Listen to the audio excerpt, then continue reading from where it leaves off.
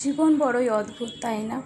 কখনো কখনো চেনা জানা মানুষগুলো কেমন যেন অচেনা হয়ে যায়, আর অচেনা মানুষগুলোও কাছের হয়ে যায় হট করে। যেমন ছিল এই কাকিমাটা, সে চেন্নাইতে আমাদের বাড়ি এসেছিল, আর দেখো কত কিছু নিয়ে এসেছে আমার জন্য। চেন্নাই আসবে আর তাকে মেরিনা বিচ ঘোরাবো না, সেটা তো হতেই পারে না, তাই না? তো দেন আমরা বেরিয়ে গেছিলাম মেরিনা বিচে ঘুরতে যাওয়ার উদ্দেশ্যে। গিয়েছিলাম আমি, আমার হাজব্যান্ড আর ওর বন্ধু আর কাকিমা। দেন দেখো চলে এসেছি আমরা মেরিনা বিচ। আর এই ছোটো ছোটো চপগুলো মানে সিঙ্গারার মতো, আমার না খেতে খুব ভালো লাগে। বেশ এর মধ্যে পেঁয়াজ দিয়ে ভরা থাকে। আর এখানে দেখো কত সুন্দর ফলগুলো কেটে কেটে সাজিয়ে বিক্রি করেছে। আর আমার ব্যাগে তো সবসময় চকলেট থাকে, তো দেন আমি একটু চকলেট খেতে খেতে যাচ্ছিলাম। মেরিনা বিচটা এমনিতে ভালো, কিন্তু আমার এই একটা কারণের জন্যই এটা ভালো লাগে না। বিকজ এতটা হেঁটে যেতে হয় যে বলার মতো কথা না, মানে যেতে যেতে পুরো ক্লান্ত হয়ে যায়। দেখো এই রোদের মধ্যে যদি এই গরমে বালির উপর দিয়ে হেঁটে হেঁটে যাওয়া কতটা কষ্টকর। মাঝে মাঝে তো আমি জুতো খুলে হেঁটে হেঁটে চলে যাই। দেন ফাইনালি চলে এসেছি সমুদ্রের কাছে। সমুদ্রের কাছে গিয়েছি এর আগে অনেকবার, কিন্তু এতটা আনন্দ হয়নি যতটা এইবার হয়েছে। কারণ কাকিমা খুবই খুশি হয়েছে। আর কাউকে খুশি করতে পারলে না, তখন নিজের মনটাও যেন আনন্দে ফুলে ফেঁপে ওঠে, ঠিক সমুদ্রের মতোই না।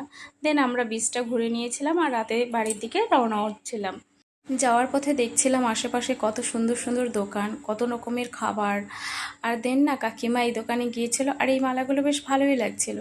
আর কাকিমা আমাকে একটা কিনে দিয়েছে। এই জিনিসটা আমার বেশ ভালো লাগে, যে কেউ যদি খুশি হয়ে আমাকে কিছু দেয় না, আমার যে এত আনন্দ হয়, আমি তখন যেন ছোট বাচ্চা হয়ে যাই।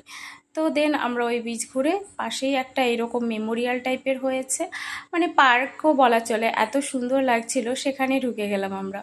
এর আগের বার যখন মেরিনা বিচে গিয়েছিলাম তখন এটা ছিল না, এটা দেখে গিয়ে নতুন বানিয়েছে এবার। এটার ভেতরটাও এত সুন্দর সাজানো গোছানো। আর এটা সব থেকে বেস্ট লাগে আমার, এই জায়গাটা কি দারুণ না, ভেতরে ঢুকতে দিলে তো আমি খুব খুশি হতাম। আর এইখানে দেখো কত সুন্দর পরিষ্কার পরিচ্ছন্ন করে রাখে, কন্টিনিউ সব লোকজন একটার পর একটা জিনিস পরিষ্কার করতে থাকে, একটুও মানে প্লাস্টিক বা নোংরা কোনো কিচ্ছু নেই দেখো।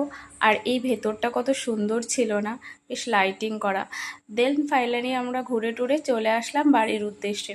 বাসে করে আসছিলাম, আর কাকিমাকে আমি বলছিলাম, জানো চেন্নাইতে সরকারি যেই বাসগুলো হয় সেখানে মেয়েদের ভাড়া ফ্রি। দেখো এই টিকিটটা আমি দেখাচ্ছিলাম আর বলছিলাম। দেন ফাইনালি আমরা বাড়িতে চলে আসলাম ঘুরে। কেমন লাগলো আমার এই ভিডিওটা জানিও সবাই।